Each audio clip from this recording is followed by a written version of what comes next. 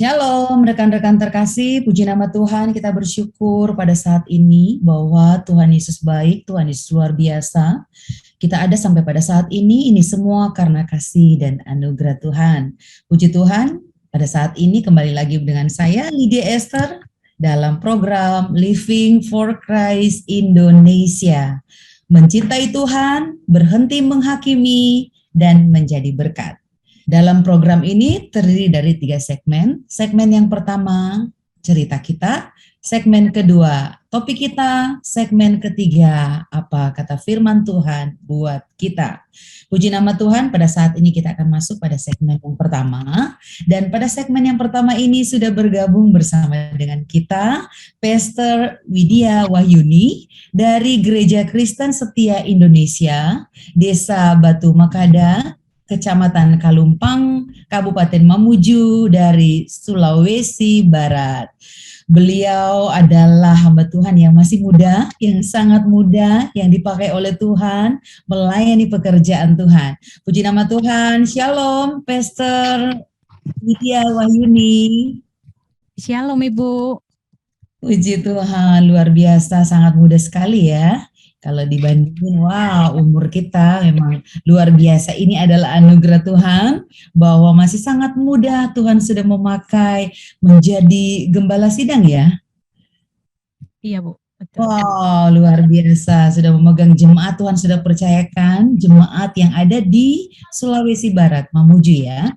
Puji Tuhan. Rekan-rekan terkasih, pada saat ini kita akan berbincang-bincang dengan Pastor Widya. Ya, Pastor ya, nggak apa-apa ya, kita ngobrol-ngobrol ya. Puji Tuhan. Nah, kita akan mendengarkan seputar pelayanan Pastor Widya. Kita akan mendengarkan kesaksian-kesaksian, visi misi dalam pelayanannya Tuhan taruh buat Pastor Widya. Puji nama Tuhan. Nah, Pastor boleh nih diceritakan ke kita nih, apalagi kan rekan-rekan Living for Christ Indonesia melihat Pastor ini masih sangat muda melayani Tuhan. Boleh nih di-share ke kita bagaimana awalnya Tuhan memanggil Pastor Widya untuk pelayanan. Haleluya, silakan Pastor. Oke, terima kasih untuk kesempatannya untuk berbincang-bincang tentang kebaikan Tuhan secara khusus dalam pelayanan. Pertama saya dipanggil Tuhan itu ketika orang tua saya atau bapak saya meninggal. Di situ ada seorang pendeta yang berkata bahwa kamu harus jadi hamba Tuhan karena mungkin dia lihat saya seperti menyalahkan keadaan dan tidak terima dengan kondisi itu.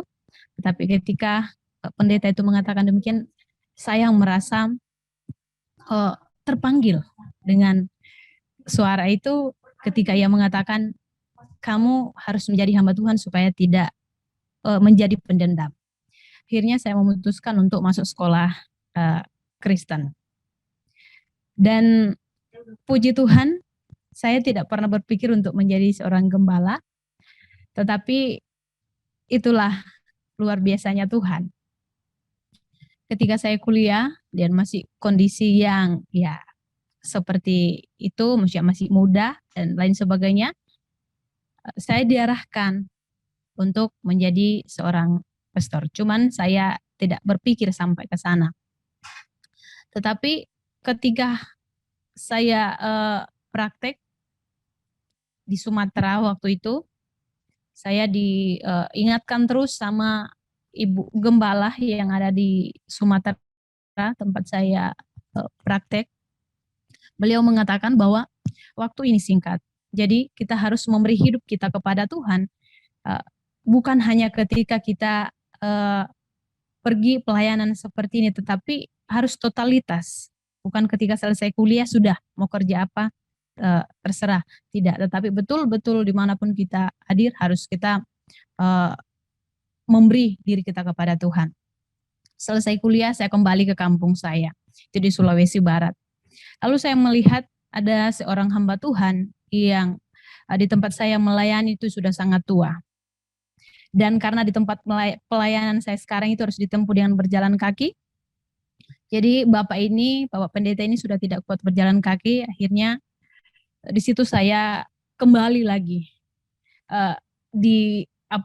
kayak digoncang imannya. ini Bapak ini sudah tua tapi masih mau melayani, apalagi saya masih muda ini. Jadi dari situ saya kembali sungguh-sungguh kepada Tuhan, lalu berdoa. Akhirnya saya mengambil keputusan untuk melayani di tempat itu. Jadi seperti itu. Wow. Tuhan luar biasa buat saya.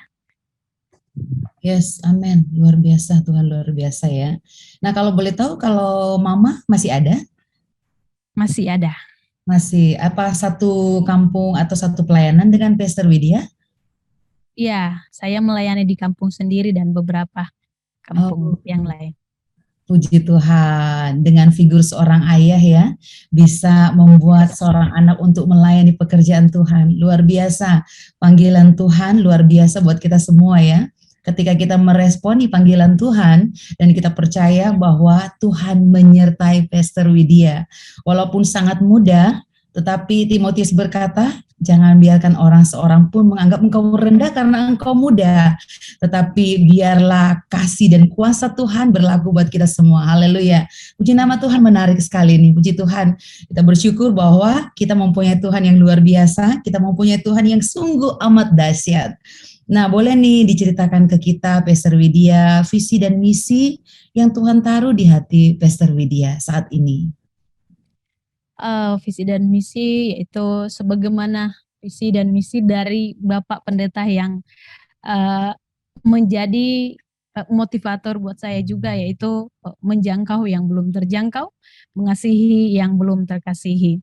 Sekalipun itu sulit bagi saya, karena apalagi saya melayani di kampung sendiri yang masih muda juga, kadang kalau kita sampaikan firman Tuhan, lain sebagainya, orang bisa berkata masih muda, saya lebih ini, saya keluarga, kenapa dinasehatin. Tetapi itulah yang menjadi kerinduan saya, bahwa mereka belum sungguh-sungguh mengasihi Tuhan. Lalu bagaimana supaya saya bisa mewujudkan visi misi ini, mengasihi mereka dengan tulus, dengan kondisi yang ada di pedalaman, melayani mereka, karena saya percaya bahwa Tuhan yang menempatkan saya di tempat itu. Tuhan yang mengizinkan saya untuk melayani di kampung sendiri, sekalipun sulit. Tetapi itulah visi misi saya.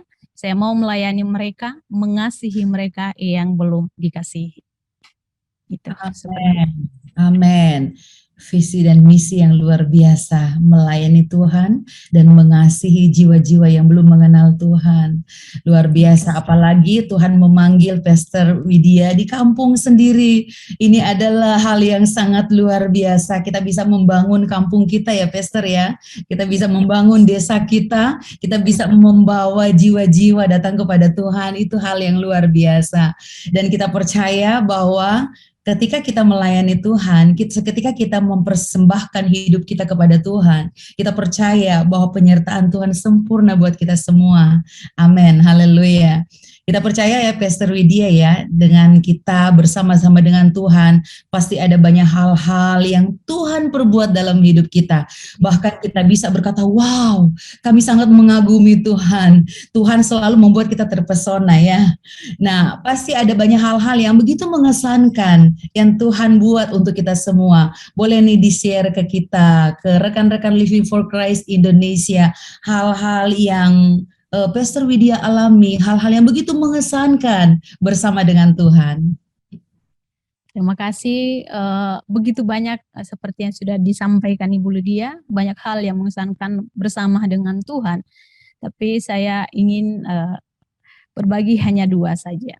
Ketika saya pergi melayani dan itu belum pernah saya datangi, belum pernah saya ke tempat itu, dan ketika dalam perjalanan karena harus lewat hutan, saya dengan anak-anak sekolah minggu dikejar kerbau. Dan saya tidak tahu bagaimana ini, karena ini juga jalan hutan-hutan. Sudah saya tetap berlari bersama dengan anak-anak yang saya temani. Hanya ketika sampai di tempat yang harus di mana saya melayani waktu itu, saya kurang diterima. Ini kenapa ibu ini yang datang, ini masih muda. Kami tidak terima. Harusnya Bapak Pendeta yang kemarin. Lalu saya duduk. Saya merenung, kenapa sih emang seperti ini harus ketika melayani Tuhan. Memang hal ini harus dialami. Saya sepertinya mau pulang. Tetapi tiba-tiba ada anak kecil yang datang, anak sekolah minggu. Ibu, kita harus latihan, ajar kami lagu-lagu baru. Saat saya ingin mengatakan ingin pulang saja, anak itu berkata, kalau pelayan Tuhan, berapapun harga harus dibayar. Akhirnya saya langsung tersentak. Jadi saya memutuskan untuk tetap melayani. Saya memutuskan untuk tetap berada di tempat itu, meneruskan perjalanan saya karena saya sudah katakan saya sudah capek dikejar kerbau sampai ke tempat ini dan seolah-olah tidak diterima. Tetapi suara anak kecil itu saya tahu bahwa itu suara Tuhan. Karena ketika saya ingin menyerah, dia mengatakan berapapun harga harus dibayar. Itulah seorang hamba Tuhan. Jadi dari situ saya merasa bahwa itu adalah hal yang sangat luar biasa, pengalaman bersama Tuhan.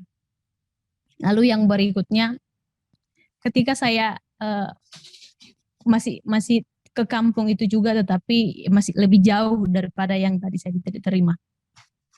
Harus naik kendaraan bermotor, tetapi perjalanannya sangat kurang bagus, jalan karena musim hujan. Dan ketika saya jatuh dari motor, saya sepertinya mengalami bahwa leher saya sudah patah. Karena itu berapa meter saya terlempar. Dan yang bawa saya juga kakinya patah.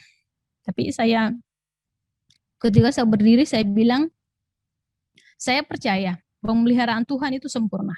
Saya tahu Tuhan tidak akan membiarkan saya cacat karena saya masih mau melayani Tuhan. Lalu langsung seketika saya merasakan ringan banget badan saya. Lalu yang bonceng saya bertanya, Bu, tidak apa-apa? Saya bilang, ya puji Tuhan saya tidak apa-apa. Tapi justru dia yang patah padahal tidak terlempar berapa meter. Dan itu saya betul-betul mengalami bahwa ini adalah pekerjaan Tuhan, hal yang mengesankan bersama Tuhan, hal yang sangat luar biasa. Jadi saya masih sehat, saya masih kuat, jadi saya tetap mengatakan bahwa selagi masih sehat, masih muda, Tuhan percayakan tetap melayani Tuhan, berapapun harga yang harus kita bayar. Gitu. Terima kasih. Wow, keren. Puji Tuhan ya, apalagi yang saya dengar bahwa Pastor Widya sampaikan bahwa ketika melayani anak-anak ya, itu sungguh juga kita mengalami, apalagi saya juga sebagai guru sekolah minggu. Nah, ketika kita melayani anak-anak, itulah penghiburan kita ya, Pastor Widya ya. Tuhan juga bisa memakai anak-anak untuk menegur kita. Haleluya. Bahkan dengan teguran dari anak-anak itu, anak-anak itu kan polos ya. Jadi apapun yang dia katakan itu kita tahu bahwa itu dari Tuhan. Luar biasa, apalagi kesaksian Pastor Widya mengatakan bahwa tulang yang patah disambung kembali oleh Tuhan. Itu juga saya alami. Ketika saya juga ditabrak oleh motor, kaki saya patah 2, tapi Tuhan sambung. Haleluya. Luar biasa. Memang ada kesamaan ya. Ketika kita melayani Tuhan dan rasanya kita meluap-luap ya, karena ada pengalaman yang begitu luar biasa, pengalaman yang sangat mengesankan yang Tuhan buat untuk kita. Makanya yang saya katakan tadi bahwa kita semakin kita melayani Tuhan, kita merasa bahwa wow, Tuhan itu sangat dahsyat. Wow, kita sangat terkagum-kagum atas perbuatan Tuhan. Luar biasa, keren. Pastor Widya, maju terus di dalam Tuhan. Kita percaya bahwa ada mujizat-mujizat Tuhan. Jangan biarkan kita lemah karena kita muda, tetapi kita mau maju terus. Kuasa Tuhan berlaku buat kita semua. Saya percaya bahwa kuasa Tuhan itu ada juga buat Pastor Widya. Haleluya. Puji nama Tuhan. Apalagi kan di masa-masa pandemi ini ya, Pastor Widya ya. kita sudah melewatinya ya, tapi kita bersyukur ya, kasus-kasusnya sudah mulai menurun. Kita percaya bahwa ini semua karena kasih dan anugerah Tuhan. Apalagi kita melewati masa 1 tahun lebih, bahkan hampir 2 tahun, Indonesia mengalami masa pandemi ini ya. Dan kita percaya bahwa gereja-gereja Tuhan juga mengalami ya. Nah, boleh di-share ke kita, Pastor Lydia, saat misalnya gereja atau Pastor Widya untuk mencukupi kebutuhan keluarga atau mencukupi kebutuhan jemaat, boleh di-share ke kita. Kalau di tempat saya, puji Tuhan karena masih di kampung banget, jadi tidak terimbas kan adanya pandemi ini, karena rata-rata jemaat yang saya layani itu adalah petani, dan untuk kebutuhan jemaat juga ya mereka masing-masing tanggung seperti biasanya, karena mereka rata-rata kerja di ladang. Dan begitupun juga dengan saya, karena mungkin saya masih sendiri jadi tidak terlalu banyak kebutuhan, jadi masih bisa. Karena di kampung itu yang dibeli itu hanya garam dengan gula, hanya itu. Yang selebihnya beras dengan sayur itu ada dari ladang. Wow, asik nih. Yang tinggal di desa ini rasanya yang dari kota ini pingin tinggal ke desa ini ya. Boleh. Semuanya sudah ada. Pokoknya nanti yang dari kota ini tinggal bawa gula dan garam saja ya. Iya. Tuhan, luar biasa, pemeliharaan Tuhan sempurna ya. Memang tidak sia-sia bahwa memang Tuhan selalu memberkati atau memelihara orang yang sangat dikasihinya. Puji Tuhan, luar biasa. Nih Pastor Widya nih sebagai penutup, ada nggak kerinduan di hati Pastor Widya yang Tuhan taruh di hati yang paling dalam? Apa kerinduan terbesar saat ini? Boleh di-share ke kita. Kerinduan terbesar untuk saat ini, karena di tempat saya ada 7 gereja dan itu berjauh-jauhan, dan di sana juga masih banyak jemaat tapi kadang jarang beribadah karena tempat, yaitu gedung gereja, jadi sangat susah karena di sana masih terbuat dari kayu dan lain sebagainya. Namun saya ingin bahwa di dalam usia saya dalam melayani Tuhan, saya ingin sekali untuk membangun melalui berkat-berkat Tuhan, membangun gereja yang ada di tempat saya. Dan bahkan secara khusus kerinduan saya yang paling besar itu ingin membuat aula untuk anak-anak sekolah minggu. Itu yang paling saya rindukan sampai saat ini. Wow, kerinduan yang sungguh mulia, kerinduan terbesar untuk membangun aula buat anak-anak. Wow, luar biasa, memang Tuhan taruh di hati Pastor Widya itu untuk melayani anak-anak ya. Luar biasa ketika kita melayani anak-anak, bahwa kerajaan surga menjadi milik bagian mereka juga, bukan hanya sebagai orang-orang dewasa saja, tetapi anak-anak juga bisa dipakai oleh Tuhan, dan kita sebagai hamba Tuhan, dan Pastor Widya adalah alat yang dipakai Tuhan untuk memenangkan atau membentuk anak-anak melayani Tuhan. Luar biasa, sungguh indah kerinduannya, dan kami akan bantu dalam doa, dan kita percaya bahwa tidak ada perkara yang mustahil di hadapan Tuhan. Haleluya. Puji nama Tuhan. Terima kasih Pastor Widya yang sudah berbagi dengan kami. Kami sangat terberkati atas kesaksian yang luar biasa, perjuangan Pastor Widya, visi dan misinya, kerinduannya yang terbesar untuk melayani orang-orang yang mengasihi Tuhan. Puji nama Tuhan, kami mengucapkan terima kasih ya Pastor Widya, dan doa kami Tuhan memberkati pelayanan Pastor Widya, jemaat serta keluarga yang ada. Puji nama Tuhan. Terima kasih. Amin. Terima kasih. Puji nama Tuhan, rekan-rekan terkasih, puji nama Tuhan, kita sudah mendengarkan kesaksian dari Pastor Widya Wahyuni. kesaksian yang sungguh sangat membangun, kesaksian yang sungguh-sungguh indah dan luar biasa bahwa Tuhan Yesus mengasihi, Tuhan Yesus beserta dalam pelayanannya. Dan pada saat ini kita yang sudah mendengarkan atas kerinduan hamba Tuhan ini, bagi rekan-rekan Living for Christ Indonesia yang terbeban untuk mensupport pelayanan beliau, kami memberikan kesempatan untuk bisa mengirimkan persembahan kasih saudara ke nomor rekening yang tertera di bawah ini. Kami percaya bahwa pemberian Bapak Ibu tidak akan menjadi sia-sia, karena firman Tuhan berkata bahwa firman Tuhan akan selalu ada dan selalu memberkati untuk orang-orang yang sungguh-sungguh memberi dengan sukacita. Puji nama Tuhan, Tuhan Yesus memberkati.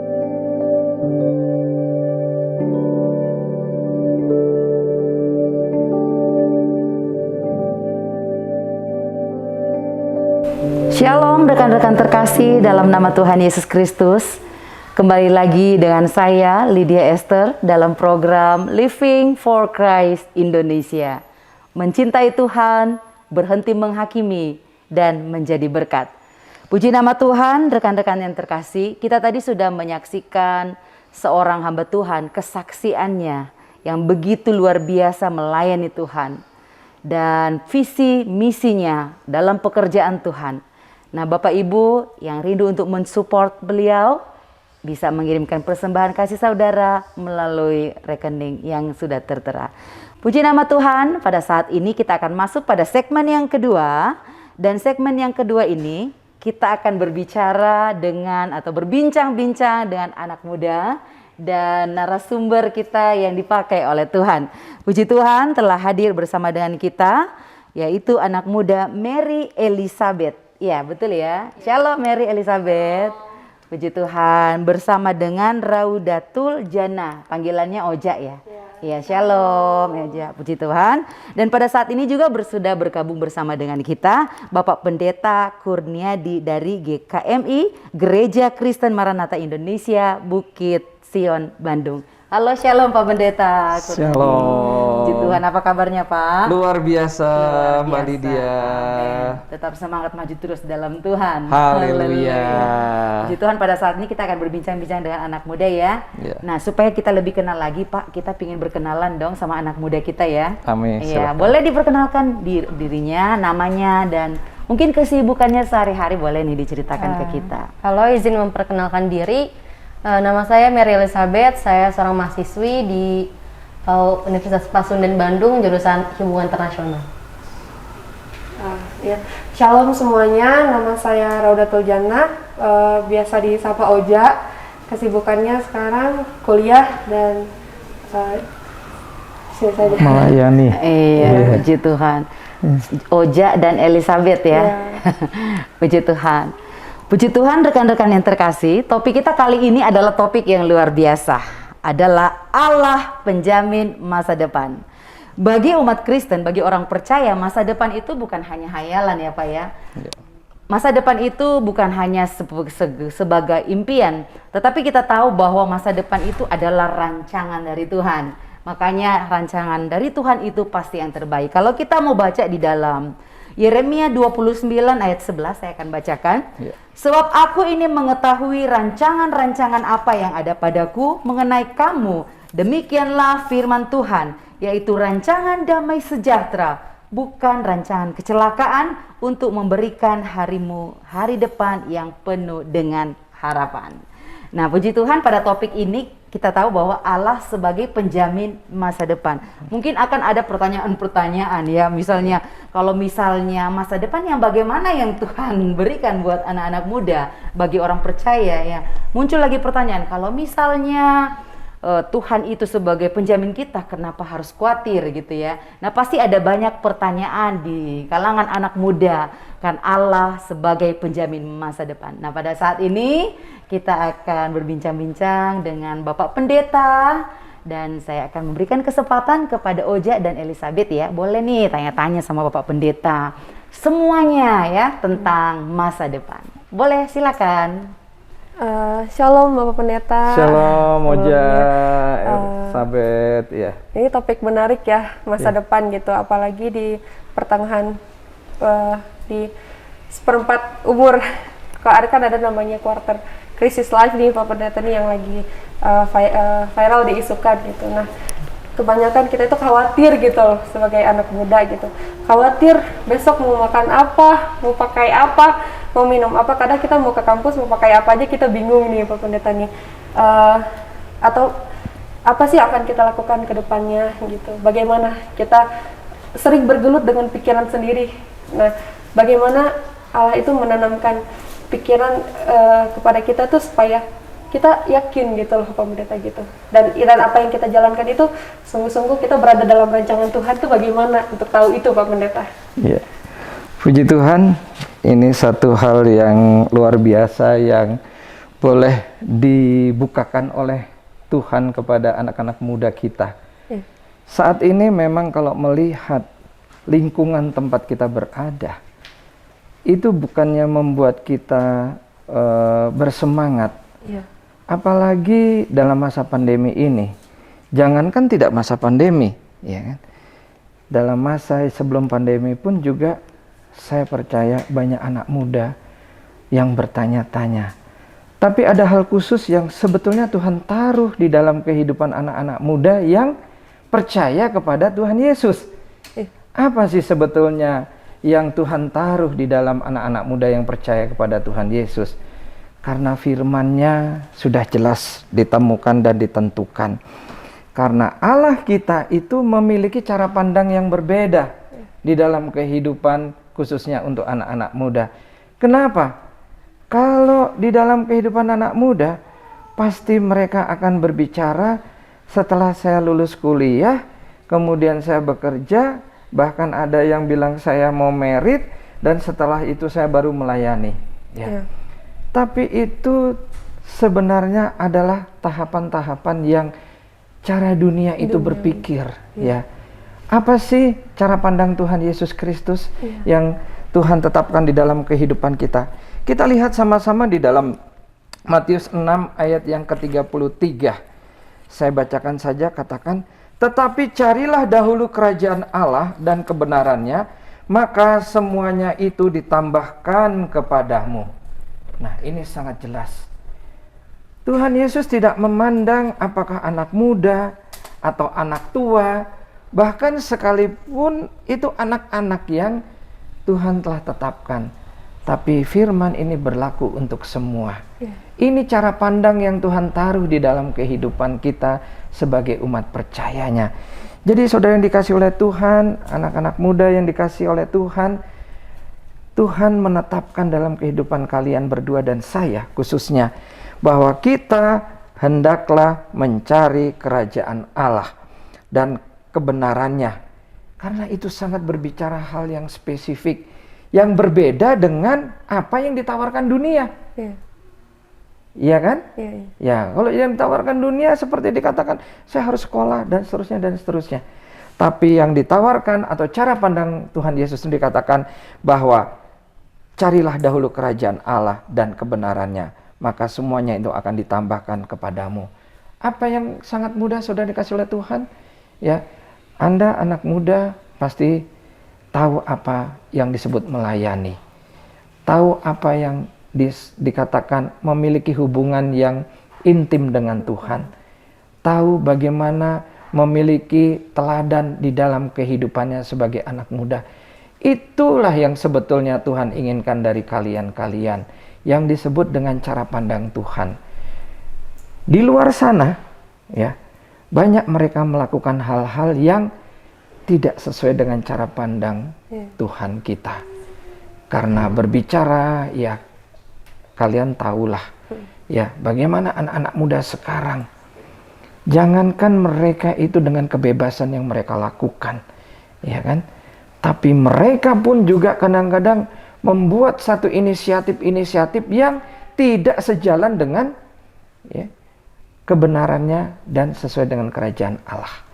Nah, itu cara pandang yang Tuhan nyatakan di dalam kehidupan kita semua, terlebih anak-anak muda. Ya, Tuhan senang memakai anak muda loh. Ya. Tuhan senang memakai anak muda. Ya, apa? Karena pasti di situ ada semangat, ya. Pasti itu ada power yang kuat, sukacita, energizer, ya. Jadi ada pendobrak yang kuat, makanya Tuhan pakai di situ di dalam kehidupan anak muda. Jadi anak muda itu benar-benar harus dibekali dengan cara pandang yang Tuhan inginkan. Oke?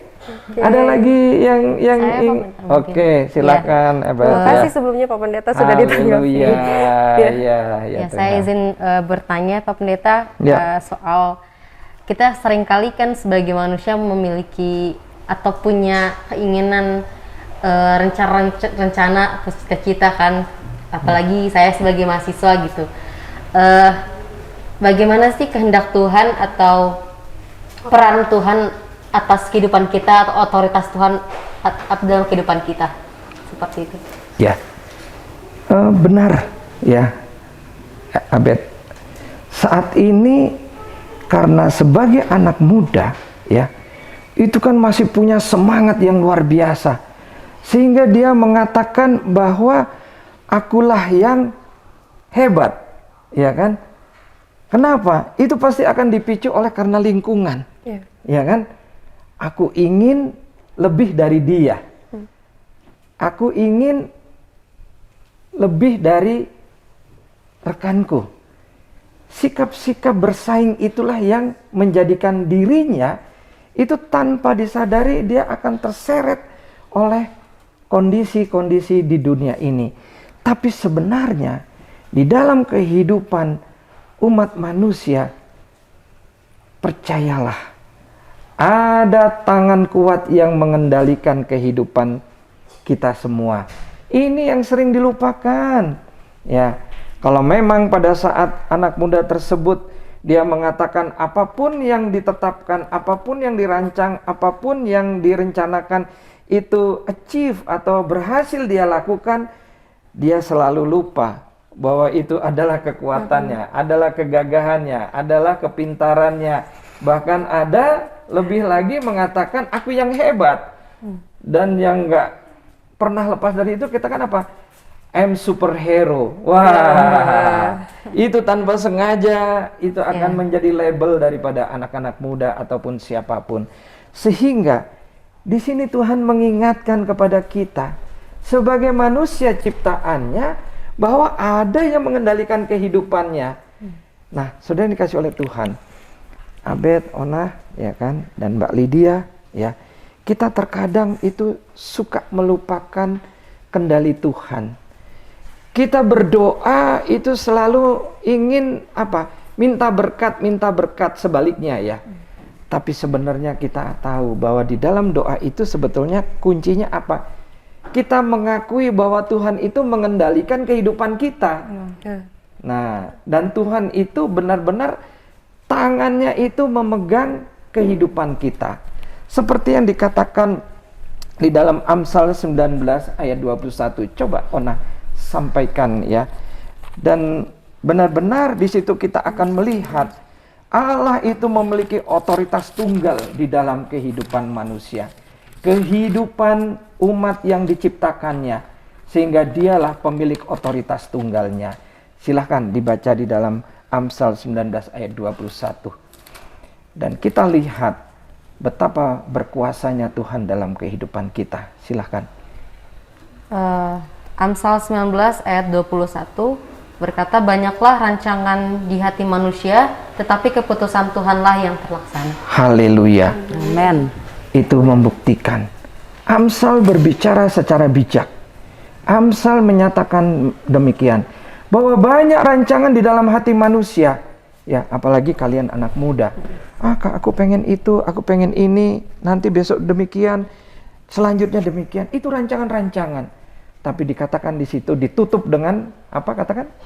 Tetapi keputusan Tuhanlah yang terlaksana. Tetapi keputusan Tuhanlah yang terlaksana. Amen. Itu yang harus disadari oleh kalian dan saya sebagai umat percayanya. Artinya apa? Di situ kesombongan, kecongkakan itu akan dihapus. Dan kita tahu bahwa Tuhanlah yang berkuasa di dalam kehidupan kita. Ya. Jadi sekali-sekali lagi jangan kita mengatakan oh I'm the best ya. Ya I'm superhero ya, saya yang luar biasa, saya yang terbaik. Tidak. Tuhanku yang terbaik, Tuhanku yang luar biasa di dalam kehidupan kita. Ya. Dan saya percaya ya bagi Ona dan Abed, kalau nanti bertemu dengan saudara-saudara ataupun anak-anak yang boleh dikatakan rekan-rekan yang mencerminkan hal di luar daripada bahwa Tuhanlah berotoritas, kita akan bisa membedakannya. Oh, ternyata dia menjadi sombong oleh karena kedagingannya. Dia menjadi congkak oleh karena kedagingan. Karena firman Tuhan mengatakan apa? Tuhan sangat marah kalau terhadap orang yang congkak. Oke? Puji Tuhan. Iya. Berarti kita harus benar-benar mempersembahkan tubuh dan hidup kita itu dipakai, atau Tuhan gitu sendiri yang berotoritas gitu. Izin menanggapi sedikit Pak Pendeta, karena kan kebanyakan gitu yang kita lihat, banyak anak muda yang sekarang jatuh dalam depresi karena tidak mampu mengendalikan kehendak itu tadi ya gitu. Mungkin saya menanggapi sedikit gitu. Seperti menemukan jawaban nih Pak Pendeta nih, saya gitu melihat fenomena yang akhir-akhir ini banyak anak muda yang mengalami depresi karena tidak tahu gitu, akhirnya tidak bisa dia terbawa lingkungan, dia terbawa suasana, dia emosi tapi tidak bisa menyalurkan karena merasa segala sesuatu tidak mencapai kehendaknya gitu loh Pak Pendeta. Tapi untuk menghindari hal seperti itu nih, kan ada yang bilang kalau kita sebagai umat percaya itu harus mempersembahkan tubuh dan kehidupan kita untuk sepenuhnya Tuhan pegang kendali nih. Bagaimana nih Pak Pendeta, tanggapan Pak Pendeta mengenai pernyataan tersebut gitu, dan mungkin boleh dijelaskan lagi Pak untuk menguatkan kita sebagai anak muda untuk tetap hidup dalam kendali Tuhan gitu. Terima kasih Bapak. Iya, benar ya. Jadi kalau saat ini banyak yang terjatuh dalam depresi, bahkan tidak banyak yang kurang meninggalkan Tuhan kita. Karena apa? Mereka tuh menjadi tidak percaya lagi. Ya, tidak percaya kepada Tuhannya, dan mereka apa sih ini menjadi rencananya, apa sih menjadi rancangannya. Tapi kalau kita masuk di dalam firman Tuhan tadi dikatakan bahwa keputusan itu ada di tangan Tuhan, artinya apa? Memberi ruang kepada otoritas Tuhan Yesus itu untuk bekerja di dalam rancangan kita dan semakin disempurnakan. Nah, kalau tadi dikatakan oleh Ona, dikatakan ya, di situ dikatakan bahwasannya bahwa tentang hidup dan tubuh ini menjadi keutamaan bagi umat percayanya, itu adalah benar. Karena apa? Firman Tuhan sendiri jelas, persembahkanlah tubuhmu bagi Tuhan. Artinya apa? Tubuh ini kan berbicara kita memiliki satu dinamika yang luar biasa. Ya. Seperti banyak hamba-hamba Tuhan, mungkin dia secara fisik dia merasakan bahwa kurang normal, tapi karena dia ingat firman Tuhan bahwa tubuhku ini adalah bait Allah, ya, dia melakukan segenap kehendak Tuhan itu supaya Tuhan pakai dia di dalam kehidupannya. Nah, itu yang berbicara tentang bagaimana tubuh kita ini adalah keutamaan. Jadi saudara yang dikasih oleh Tuhan, ya ini ada anak-anak muda lain dan ini tolong disampaikan. Hal yang terkecil apa? Contoh kita merokok. Kalau ada anak-anak muda yang merokok, dia itu tidak menyadari bahwa tubuhnya itu adalah bait Allah. Kebayang nggak saudara? Kalau tiba-tiba dia dengan merokok itu mengotori, merusak tubuhnya. Ataupun tindakan-tindakan lainnya. Ya, maaf, saya katakan mungkin ada anak muda yang sering merajah tubuhnya. Itu dia merusak tubuhnya. Karena apa? Sekali lagi, gambaran kita ini adalah gambaran dengan penciptanya. Makanya dikatakan disitulah adalah yang utama tubuh ini. Karena apa Bapak Ibu yang dikasihi, saudara yang dikasihi oleh Tuhan? Karena yang paling mudah orang untuk merusakkan itu adalah tubuhnya sendiri. Ya, sehingga dia pada saat dia kecewa, dia bisa melukai tubuhnya. Pada saat dia merasakan depresi, bisa dia merusakkan tubuhnya dengan cara-cara yang tidak diberkati oleh Tuhan. Mungkin minum minuman keras, ya itu contohnya. Atau mungkin juga melakukan tindakan-tindakan yang sebenarnya melampaui daripada kekuatan tubuhnya, ya. Melakukan olahraga yang melampaui daripada tubuhnya. Hati-hatilah saudara. Dan ada juga yang memberhalakan tubuhnya. Ya, mungkin tahu ya. Dia menerima tawaran-tawaran untuk melakukan tindakan-tindakan yang mengeksplor daripada tubuhnya. Itu dikatakan di situ. Dan yang terpenting lagi dikatakan bahwa hidup itu adalah penting. Ada satu lagu bahwa hidup ini adalah kesempatan. Ya. Kalau kita tidak hidup, apakah kita memiliki kesempatan untuk melayani? Tidak. Jawaban sudah jelas bahwa tidak akan mampu. Maka itu sudah dikasih oleh Tuhan. Lukas 12 ayat 23, ya. Itu sebagai bukti, ya, bahwa Tuhan benar-benar menginginkan kita sebagai umat percayanya, keutamaan kita untuk dapat lebih melayani Tuhan itu, kita harus jaga tubuh kita dan hidup kita. Ya, kalau lagi sakit, apa iya kita bisa melakukan suatu tindakan-tindakan yang lain? Coba kita lihat di dalam Lukas 12 ayat 23.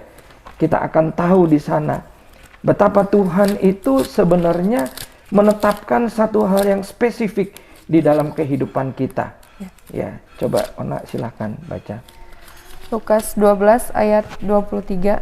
Sebab hidup itu lebih penting daripada makanan, dan tubuh itu lebih penting daripada pakaian. Haleluya. Itu perbandingan yang sangat sederhana. Jadi dikatakan hidup itu lebih penting daripada makanan, dan tubuh itu lebih penting dari pakaian.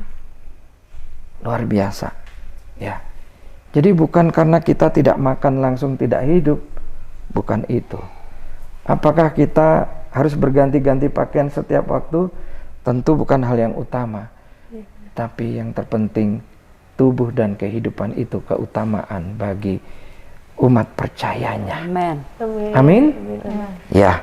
Mungkin Terima kasih Pak Pendeta. haleluya. Haleluya. Ya, Mungkin silakan. saya juga mau bertanya Ya. lagi Pak Pendeta soal ketika kita sebagai manusia kan juga apalagi fase-fase depresi gitu atau enggak mengalami kekecewaan. Ya. Gimana sih Tuhan tuh kita kan nggak pernah lihat ya kecil atau besarnya pertolongan Tuhan dalam kehidupan kita, apalagi ketika kita kecewa dan depresi gitu. Ya. Gimana sih kita cara kita mengetahui bahwa Tuhan tuh bekerja dalam kehidupan kita gitu? Ya. Boleh saya tambahkan? Mungkin kalau tadi melihat bahwa ada pengalaman kita atau dalam kehidupan kita mengalami satu depresi, tapi jangan lupa penderitaan itu juga bisa terjadi pada saat kita mengalami kelimpahan atau ya kesukaan. Itu hati-hati saudara yang dikasih oleh Tuhan. Ya, kenapa? Kenapa dikatakan kelimpahan itu bisa kita mengalami penderitaan? Karena pada saat kita mengalami kelimpahan, itu pasti yang terpikir oleh kita, bagaimana kita bisa mengelolanya dengan baik. Ya, kalau tadi dikatakan depresi, benar itu. Pasti kita namanya depresi itu kan tertekan. Ya, tertekan itu bukan pada saat kekurangan saja. Tertekan itu pada saat berkelimpahan bisa terjadi loh, Abed dan Ona.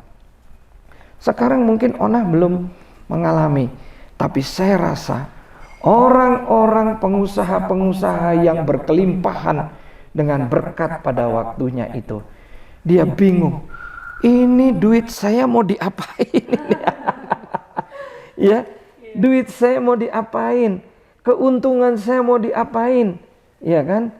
Atau lebih daripada itu, yang saya dapatkan ini harus bagaimana saya lakukan. Dan sebaliknya dikatakan, pada waktu kita kekurangan, kita akan berbicara, oh gimana ya saya bisa mendapatkan semuanya itu, bisa saya memenuhi semuanya. Tapi kita harus ingat bahwa semua itu akan terjadi di dalam kehidupan manusia. Tetapi kita harus ingat bahwa pada waktu itu Yesus sendiri itu sudah mengalami semua itu. Yesus itu sungguh luar biasa. Dia memberi contoh bagaimana pada waktu dia mengalami satu hal penderitaan yang luar biasa, penuh aniaya, penuh disiksa, ataupun juga sampai dihina. Dan juga pada waktu dia bagaimana menunjukkan mukjizatnya di dalam kehidupan pelayanannya. Itu ditunjukkan sebagai satu teladan bahwa Yesus itu adalah Bapa surgawi di dalam kehidupan umat manusia. Sehingga dia memberikan contoh, dia memberikan teladan, dia memberikan tuntunan, dan terlebih daripada itu, dia memilihkan yang terbaik di dalam kehidupan kita. Jadi banyak hal yang terjadi di dalam kehidupan manusia ini. Pada waktu depresi, pada waktu kelimpahan, depresi, waktu kekurangan. Tapi di situ Tuhan bukakan bagi kita semua. Ini loh yang harus engkau jalani. Ini loh tuntunan yang engkau akan pergunakan. Ini loh sesuatu hal yang memang benar-benar bisa menjadikan solusi di dalam kehidupan kita semua. Coba kita lihat di dalam 1 Petrus 5 ayat yang 10 sampai 11. Ini kita melihat bagaimana Tuhan Yesus mengajarkan kepada kita bahwa kehidupan di dunia ini bukan kehidupan akhir, tapi semuanya itu ada perlindungan, ada contoh, bahkan ada pengharapan. Karena Bapa Surgawi itu sudah memberi contoh yang sungguh luar biasa. Silahkan 1 Petrus 5 ayat yang ke-10 sampai dengan 11. 1 Petrus 5 ayat 10 ayat yang pertama ya. 1 Petrus 5 ayat yang 10 dan 11. 1 Petrus 5 ayat 10 sampai 11. Dan Allah sumber segala kasih karunia yang telah memanggil kamu dalam Kristus kepada kemuliaan-Nya yang kekal, akan melengkapi, meneguhkan, menguatkan, dan mengokohkan kamu.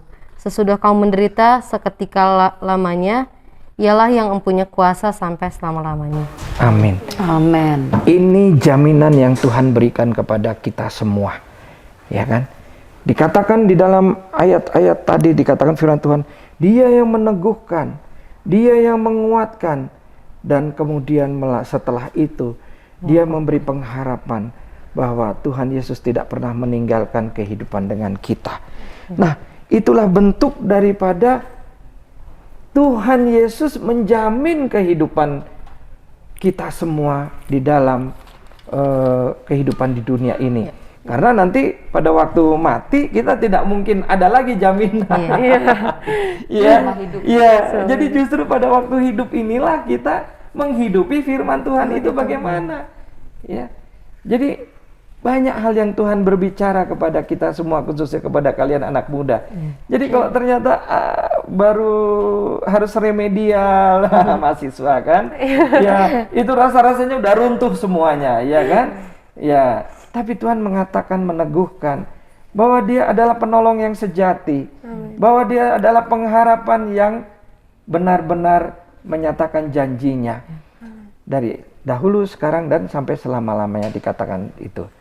Ya, jadi kita percaya bahwa saat ini Tuhan itu menjadi jawaban kehidupan kita semua. Amin. Ya, itu Allah dia sebagai penjamin masa depan penjamin masa depan kita. Apalagi dalam firman Tuhan sudah banyak jaminan Tuhan di dalam firman Tuhan ya Pak. Betul. Apalagi kalau kita baca di dalam Amsal 23 ayat 18. Betul. Karena masa depan sungguh ada dan harapanmu tidak akan hilang. Amin. Jadi Allah yang selalu menjamin masa depan kita. Betul. Puji nama Tuhan. Pak Pendeta, mungkin ada yang mau disampaikan untuk rekan-rekan Living for Christ Indonesia tentang Allah penjamin masa depan. Silakan Pak Pendeta. Haleluya. Bapak Ibu yang dikasihi oleh Tuhan, baru saja kita sudah mendengar dan melihat perbincangan kita khususnya untuk anak muda. Ini menjadi satu hal yang luar biasa di mata Tuhan. Sebenarnya dengan kita berbincang-bincang tentang firman Tuhan, saya percaya ini akan menjadi satu kekuatan, menjadi energi yang luar biasa, bahkan menjadi pencerahan dan menjadi terangnya ya bagi anak-anak kita semua ini. Karena mereka ini adalah teruna-teruni di akhir zaman yang akan memberitakan kabar keselamatan bagi kita semua. Saatnya kita semua terlibat di dalam aktivitas bagaimana membawa anak-anak muda ini. Dan khususnya kepada program yang diselenggarakan oleh Living Christ Indonesia. Ini adalah program yang sangat luar biasa, di mana menjangkau anak-anak muda khususnya hari ini. Dan anak-anak muda ini menjadi tahu bahwa Allah kita adalah penjamin masa depannya. Puji Tuhan, haleluya. Tuhan memberkati kita semua. Puji Tuhan. Terima kasih Bapak Pendeta yang sudah berbagi luar biasa firman Tuhan ya pada hari ini. Allah sebagai penjamin masa depan kita. Puji Tuhan, terima kasih Pak Pendeta. Tuhan Yesus memberkati. Haleluya. Dan Oja dan Elizabeth, terima kasih. Tuhan Yesus memberkati, maju terus dalam Tuhan. Amin. Haleluya. Puji Tuhan, rekan-rekan yang terkasih. Kita sudah mendengarkan topik kita pada saat ini. Kita percaya bahwa Allah adalah penjamin masa depan kita. Baik rekan-rekan yang terkasih, puji nama Tuhan, kita akan mengakhiri segmen topik kita kali ini. Dan kita akan masuk pada segmen yang ketiga. Segmen apa kata firman Tuhan buat kita bersama Pastor Jimmy Lizardo. Tuhan Yesus memberkati.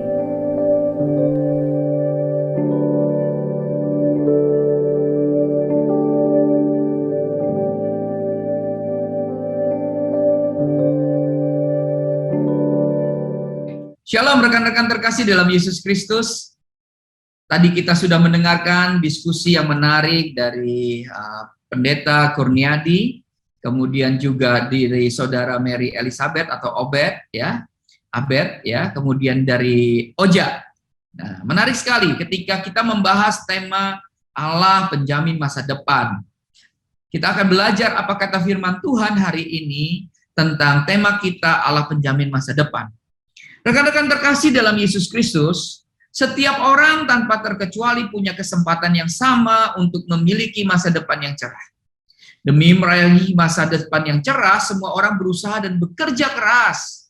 Ya, para orang tua berusaha menyekolahkan anak-anaknya di sekolah yang terbaik. Ya, dengan harapan kelak mendapat pekerjaan yang terbaik dan juga dengan harapan supaya masa depan hidupnya dapat terjamin. Rekan-rekan terkasih dalam Yesus Kristus, bagi orang percaya, masa depan yang cerah itu bukan sekedar khayalan atau juga impian, tetapi memang sungguh ada. Firman Tuhan katakan begini, karena masa depan sungguh ada, dan harapanmu tidak akan hilang. Firman Tuhan katakan bahwa masa depan itu sungguh ada. Harapan itu tidak akan hilang. Dan firman Tuhan juga berbicara dalam Yeremia 29 ayat 11, dia katakan begini, sebab aku ini mengetahui rancangan-rancangan apa yang ada padaku mengenai kamu, demikianlah firman Tuhan, yaitu rancangan damai sejahtera dan bukan rancangan kecelakaan, untuk memberikan kepadamu hari depan yang penuh harapan. Ini berita yang sangat menyenangkan. Ini berita yang membangkitkan semangat kita dalam menjalani hari-hari yang mungkin hari ini terasa berat. Masa depan itu sungguh ada, firman Tuhan katakan. Masa depan itu penuh harapan, itu yang firman Tuhan katakan. Pegang janji Tuhan ini untuk menjadi dasar bagi kita menjalani kehidupan kita. Nah, Rekan-rekan terkasih dalam Yesus Kristus, kalau kita memperhatikan ya dengan sungguh-sungguh bahwa bagaimana cara kita memiliki masa depan yang cerah itu, sebagaimana yang Tuhan sudah rancangkan dalam hidup kita, paling tidak ada 3 hal yang perlu kita catat. Yang pertama adalah di dalam Amsal 23 ayat 12 dikatakan, arahkanlah perhatianmu kepada didikan dan telingamu kepada kata-kata pengetahuan. Artinya apa? Ketika kita tahu masa depan itu sungguh ada, ketika kita orang percaya itu punya Yesus Kristus sebagai suatu pengharapan, maka arahkan pikiran, arahkan perhatian, ya, perhatian kita kepada didikan dan telinga kita kepada kata-kata pengetahuan. Jadi kalau orang-orang yang mau memiliki masa depan, jangan pernah berhenti belajar. Jangan pernah berhenti belajar. Ya, itu yang pertama. Yang kedua adalah hiduplah takut akan Tuhan. Amsal 23 ayat 17. Janganlah hatimu iri kepada orang-orang yang berdosa, tetapi takutlah akan Tuhan senantiasa.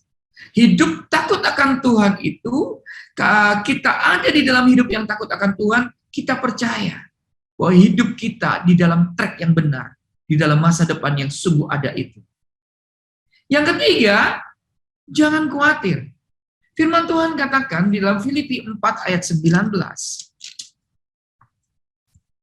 Filipi 4 ayat 19. Allahku akan memenuhi segala keperluanmu menurut kekayaan dan kemuliaan dalam Kristus Yesus. Jangan pernah khawatir. Mungkin hari-hari ini sulit. Mungkin hari-hari ini sepertinya tidak ada pengharapan. Tapi pegang janji Tuhan bahwa masa depan itu sungguh ada. Pegang janji Tuhan bahwa segala rancangan damai sejahtera itu akan menjadi milik kita. Rancangan yang luar biasa, rancangan yang penuh harapan itu ada dalam hidup kita. Maka jangan pernah khawatir untuk kita menjalaninya. Kenapa? Burung-burung di udara pun Tuhan pelihara. Bunga bakung, Tuhan pelihara. Yang hari ini ada besok mati, juga Tuhan pelihara. Jangan khawatir. Firman Tuhan katakan, Allahku akan memenuhi segala keperluan menurut kekayaan dan kemuliaan di dalam Yesus Kristus. Rekan-rekan terkasih dalam Yesus Kristus, Allah itu penjamin masa depan kita. Amin. Pegang hal ini sungguh-sungguh. Arahkan perhatian kita pada didikan. Hiduplah takut akan Tuhan dan jangan khawatir. Karena Tuhan akan memenuhi segala sesuatu dalam hidup kalian, hidup kita semua. Tuhan Yesus memberkati kita semua. Amin.